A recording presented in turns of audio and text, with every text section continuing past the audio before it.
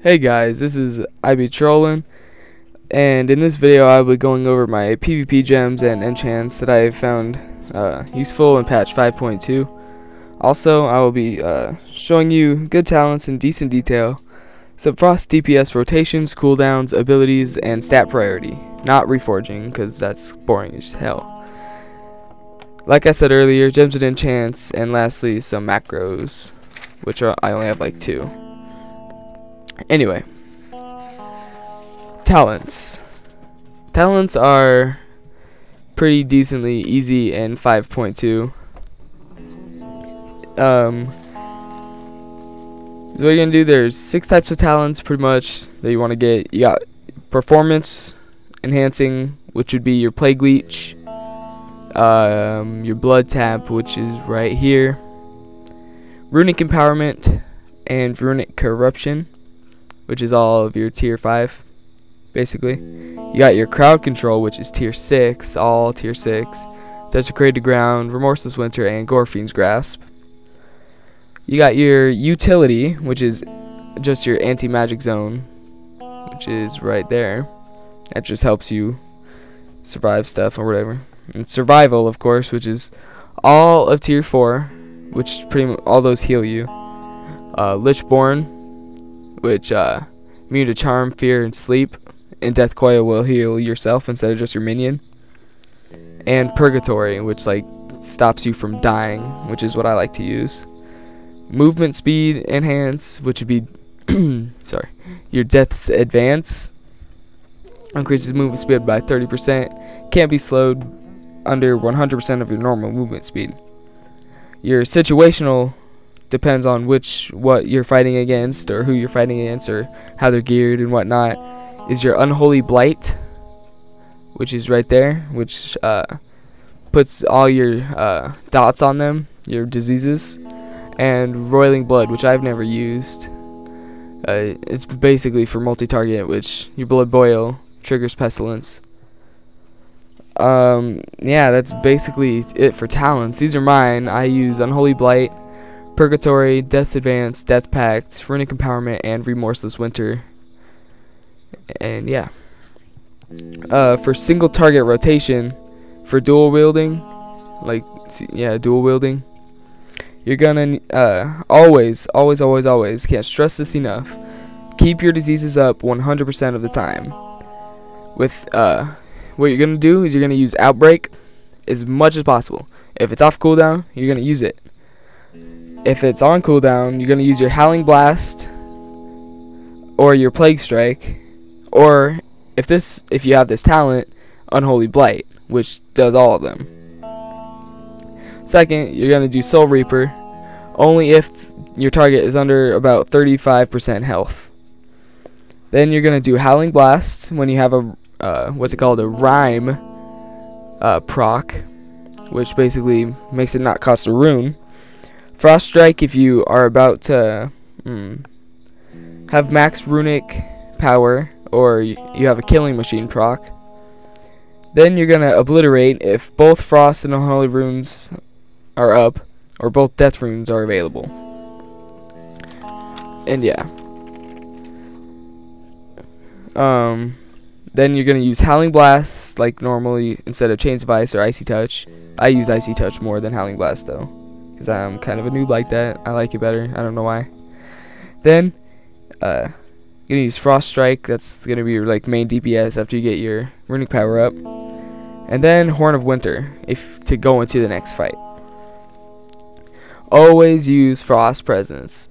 Only time you're ever going to switch into Blood is if you're taking pretty decent heavy damage and you quick switch to Blood and use your Death Strike to heal you or something like that, which is usually what I do.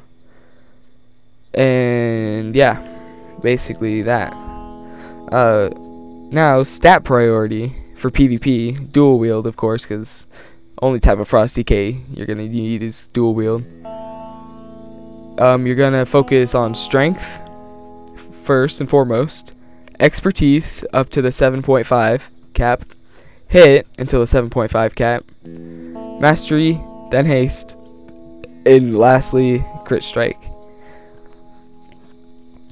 Yeah, and that's the only detail I'm gonna pretty much go into that because it's very long and boring process.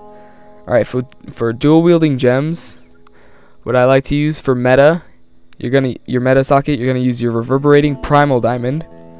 Your red socket is gonna be precise primordial ruby. Yellow, skillful vermilion onyx. Blue socket, etched imperial amethyst. And what that's gonna do is it's gonna maximize your hit rating without sacrificing your strength. And your red socket for your expertise cap. And your yellow for your mastery, because your mastery is pretty good without sacrificing strength also. So basically everything you need is gonna rely on strength. Enchants. This is a long one. For your shoulder enchant, you're gonna want Greater Tiger Fang enchant, which is 200 strength and 100 crit. That's very good for PvP. For your back, you're gonna get Superior Critical Strike, which is 180 critical strike rating. For your chest, Glorious Stats, that's plus 80 to every stat. For your bracers, you're gonna do Exceptional Strength, 180 strength. For your hands, your gloves, you're gonna do Super Strength, 170 strength. Your legs are gonna be Angerhide Leg Armor, 285 strength and 165 critical strike. Your boots are gonna be, you're gonna get Pandaren Step. If you can't get that, get Blurred Speed, if anything. For your weapons, you're not going to enchant your weapons with the Dancing Steel or any of that, Colossus or any of that. For your main hand, you're going to get Razor Ice, just because it's fucking awesome like that. In your offhand, you're going to get Rune of the Fallen Crusader. If you're using a two-handed, which I do not recommend for Frost, you're going to use Rune of the Fallen Crusader for your two-handed weapon. Lastly is basically your macros. So I only have two macros. Yeah, two macros. I have one for raise ally, the mouse over raise ally without deselecting target. That's kind of useful in PvP if you need it. Also, and the other one I have is my raise dead macro, which is Pillar of Frost. Show tooltip Pillar of Frost, cast Pillar, and cast Raise Dead, which gives you the buff and the cast, because Pillar of Frost does not use a global cooldown, and I just find that useful when you're single target fighting. One more tip that I have for you, combining your Raise Dead macro that I have right here, it's going to be your keybind. What I did was, I'll show you. What I did was I keybinded, or keybound, whatever you want to say. Shift, scroll down for Raise Dead macro, and scroll up for your Death Pact for your heal. So if you want to do it quickly, you go like this. All you do is hold shift, down, up, and you get your minion and your heal just like that. See how quick that was without any hesitation or anything? And yeah, that's just a helpful tip that I've learned and I use in PvP. So yeah, that's my Death Knight, and I hope this video helped all you new Death Knights out there. You don't have to use anything I use, but it helps me a lot in PvP.